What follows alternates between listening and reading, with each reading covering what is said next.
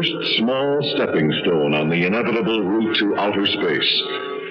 And what of the future, when the moon has become Luna Station, a transfer point on the well-traveled road to the planets and asteroids of our solar system? Will it gather a new crop of legends as deep and mysterious as the moon stories of 1,000 years ago? We cannot know, but we can guess.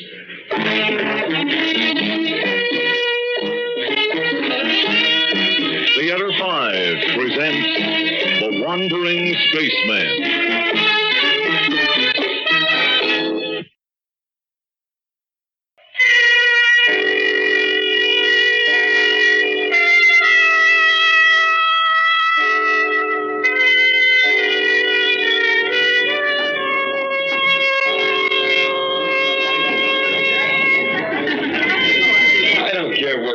Captain, I like this place. The drinks are honest, the girls are pretty. Oh, there are a lot worse hangouts around here on Luna Station. Frank, I've been looking for you. When did you get in? A little while ago. Take a seat, Lars. We were just talking about you. I can just guess the sort of things these baboons were saying. Come to the office with me, Frank. We can talk privately. All right. See you, gentlemen.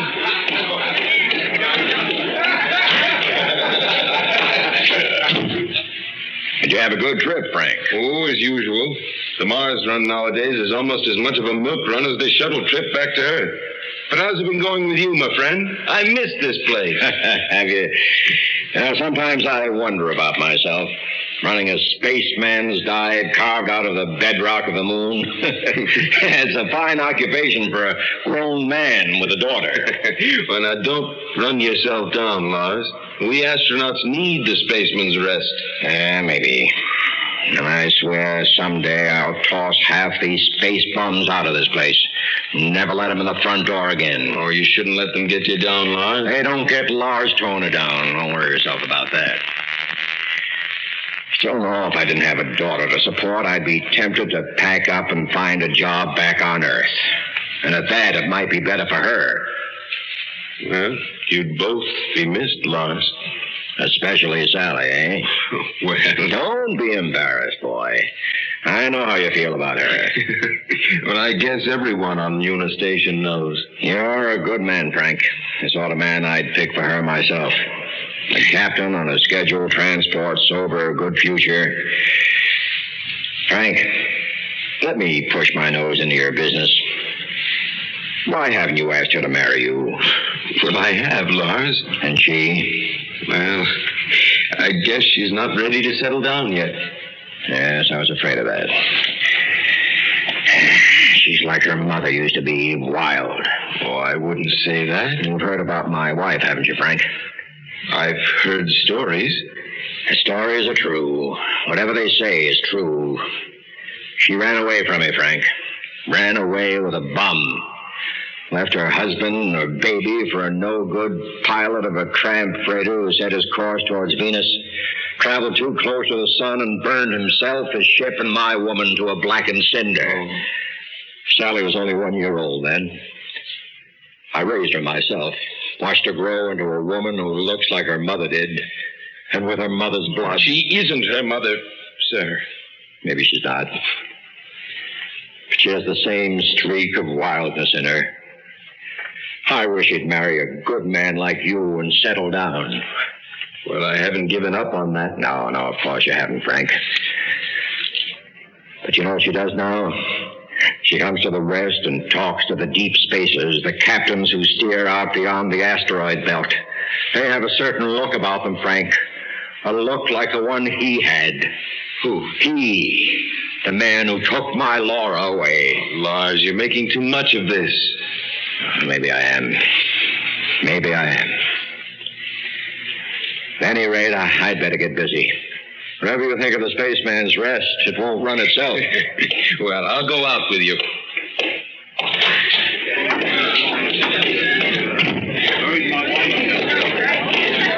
Look, boy, there she is. You understand what I mean now? What? Sally. Look who she's with. He's one of them, all right. You can tell by looking at him. Tall, lean, with eyes you hardly dare to gaze into because of what they may have seen. She met him a week ago, and already she can't leave him alone. She's drawn to him, man, like a moth is drawn to a candle flame. I ought to go over there. Boys, take it easy. They're only talking. There's no crime in that. Only talking, yes. But what are they talking about?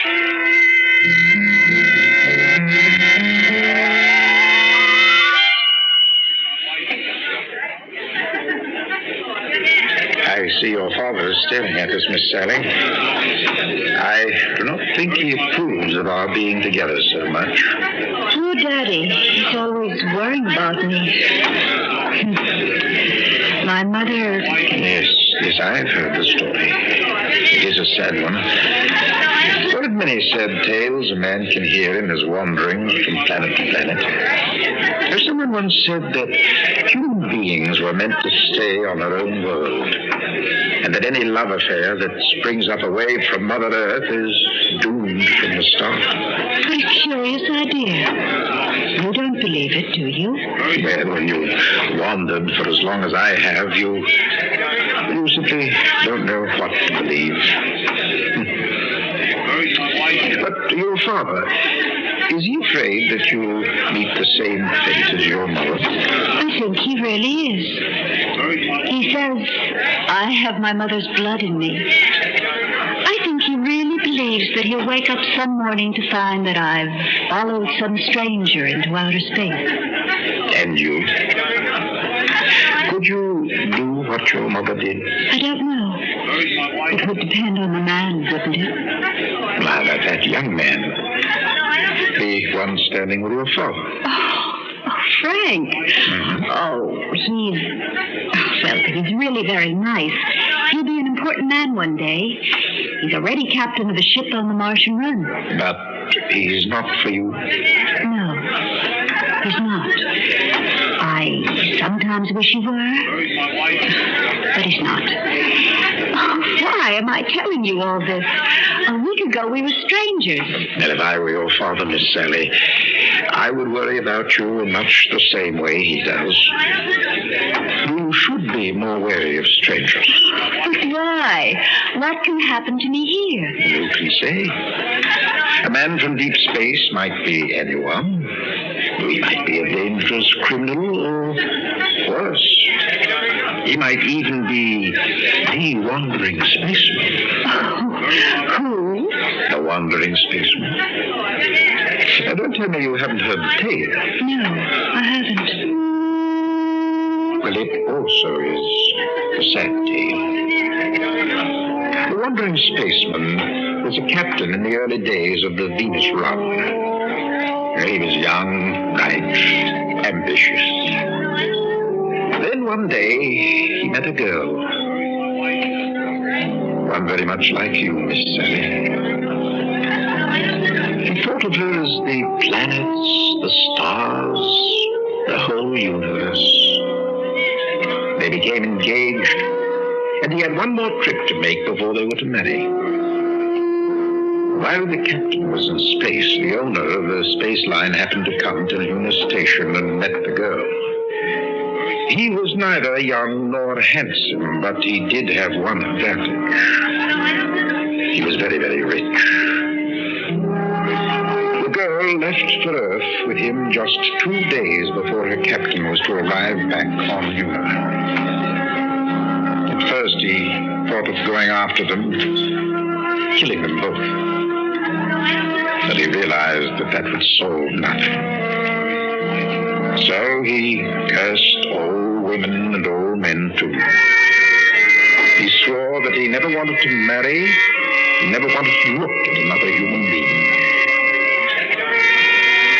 The next morning he took a spacecraft out for a test run.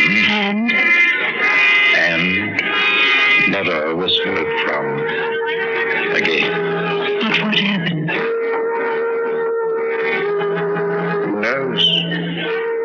Some say that he wanders through the solar system, unable to land except once every 7 years. At that time, he's given a single week to find a woman whom might share his loneliness. And has he found one?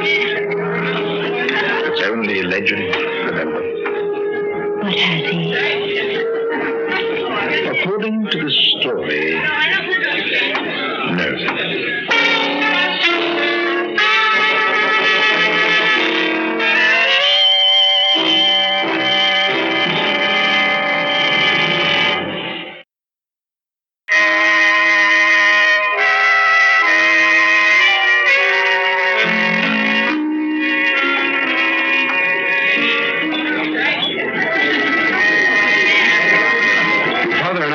About you, Sally. Me? But why? I think you know why. Won't you sit down, Captain? Oh, I forgot. You two don't know each other. Captain Von Groff, Captain Gradney. Do join us. No, I really don't have time. Sally, I'd like to speak with you alone for a few minutes. I'm sure it can wait, Frank. In the meantime, do sit down. Captain Von Groff has been telling me the most fascinating story. I'm sure he has. It's about a space captain who has cursed all women and is condemned to wander between the planets. Perhaps you've already heard the legend of the Wandering Spaceman, Captain. Wasn't there something else about his landing every so often in order to find a woman who would share his life with him? This legend comes from Earth. It was told long before space travel was even heard of. Only then it was not a spaceship that the captain traveled in. It was an old-fashioned sailing ship in which he roamed the 7 seas. And instead of the Wandering Spaceman, he was known as the Flying Dutchman. Quite true, Captain. Isn't it interesting how old tales like old truths keep popping up over and over again? I'm warning you, Captain, to stay away from Miss Toner. I have no interest in getting into a brawl with you, sir. Perhaps I'd better leave before the lady is further embarrassed. Wait a minute. Frank, let go of me. Captain Von Groff? Mitchell! Wait a minute. Sally, come back here. Sally!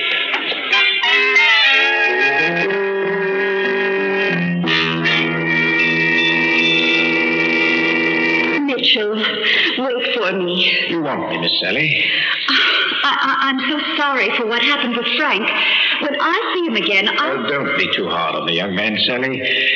I can't blame him for what he did. If I had a girl such as you... But I'm not his girl. I've already told you that. And you're so literal, my Sally. Very well, if I admired a girl like you, if I hoped to have a girl like you, then I would not be happy to see you with a man like myself. Sally, we have been seen together far too much over the past week for your friend's peace of mind or for your father's, for that matter. And why shouldn't I be seen with you? Use your own good judgment, Sally. What do you know of me? Only that I'm captain of the Stranger, the tramp freighter, doing odd jobs out among the larger asteroids. It's not a very good prospect for a lovely young girl. No one seems to bother to ask me what I think. Yes, you are right, Sally. Well, what do you think? Well, I don't know. Except that I want to know more about you. You're unlike anyone I've ever known, Mitchell. Even the other deep spaces. Somehow I have the feeling that we were intended to meet. Perhaps it is better that we won't be seeing any more of each other. What do you mean? I'm leaving today, Sally. My ship is repaired, and I must go back out there where I came from. Must you? Can't you stay a second week at least? No. No, I can't. Take me with you, then. Take you with me? What? Take me with you. Take me into the space with you and let me wander with you through the vastness beyond Venus and Mars. Let me see for myself the loneliness of space. The loneliness? Please, Mitchell. I won't be in the way. You'll hardly know you have me on board unless you want to. No. But why not? No, Sally. I've said no. You're a silly, romantic child. Now, stay here on Luna Station where you belong. Or better still, if I were your father, I'd take you back to Earth where you can get those ridiculous notions out of your head. Mitchell, Sally, I mean it. You don't know who I am. You don't know what I am. I think I do. I'm like the wandering spaceman we were talking about. No one knows where I go or what I do. Sally, I travel into space and disappear for 7 years. I know. I'll say goodbye to you now, Sally. I'm going to the launching platform. Goodbye. Yes. You'll forget about me, Sally. You'll have to forget about me. Kiss me once before you go. Kiss you? Yes. Just once before you go. Oh, Sally. My Sally. If things were only different. Yes.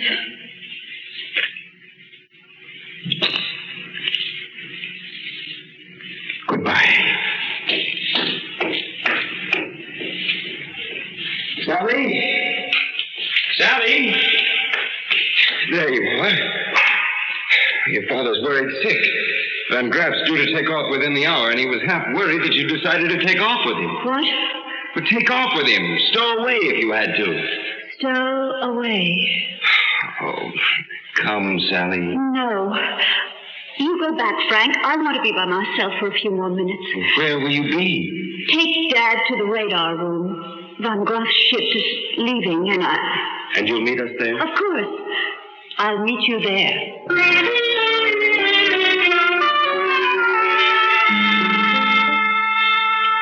But I don't understand. Why didn't you bring her with you? Don't worry, Lars. She said she'd meet us in the radar room. I suppose she wants to watch Van Graff's ship as it gradually moves off the screen. Yes, I suppose so. But there's something about all this I just don't like. Well, here we are at any rate. She's not here. I told you, Frank. I told you there was something wrong. We can't know if there's something. She's on that man's ship, I tell you. I don't know how she got on board, but she did somehow. I tell you, she's there. Well, if you're sure, we could have the ship searched. Don't waste time, man. Do it. Launching room? Launching room. This is Captain Gradney speaking. I want you to hold the countdown for the spaceship Stranger, bound for the asteroid. Captain's name is... What's that? Are you sure? Well, yes, of course. Thank you. What is it?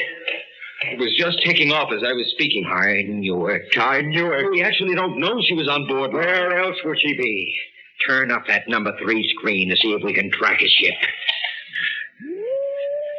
There. It's that bright blip over there. We can keep her in sight for 2 or 3 hours. I see it. It's starting the elliptical course towards the asteroid belt. Look. What happened? The blip. What happened to the blip? It's gone. But where? How did it go? No. Let me see if I can find it on another screen. Could there have been an accident? A meteorite? An explosion? Something inside the ship? No, I don't think so. If it was, it would have showed up on the screen. No, Jay, it just disappeared. One instant it was there, and the next instant it was not. It's as if it vanished out of time and space as we know it. What are you saying, Lars? Remember what you were telling me? He was talking to Sally about. What, the Wandering Spaceman? But that's... Like the old Flying Dutchman, you said. Van Graff is a Dutch name.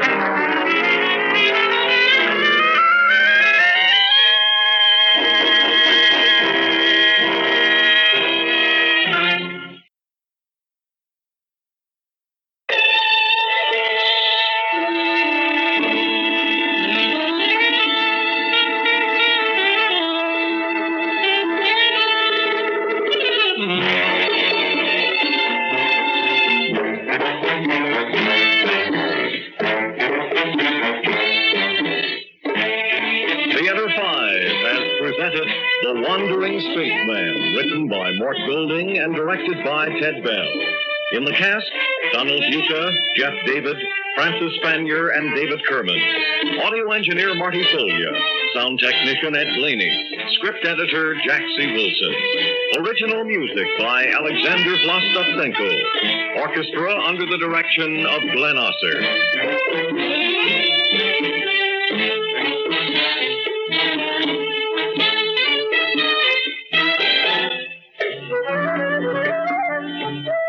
Executive producer for Theater 5, Ted Bell.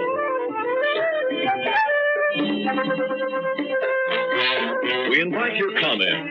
Write to Theater 5, New York 23, New York. That's Theater 5, New York 23, New York.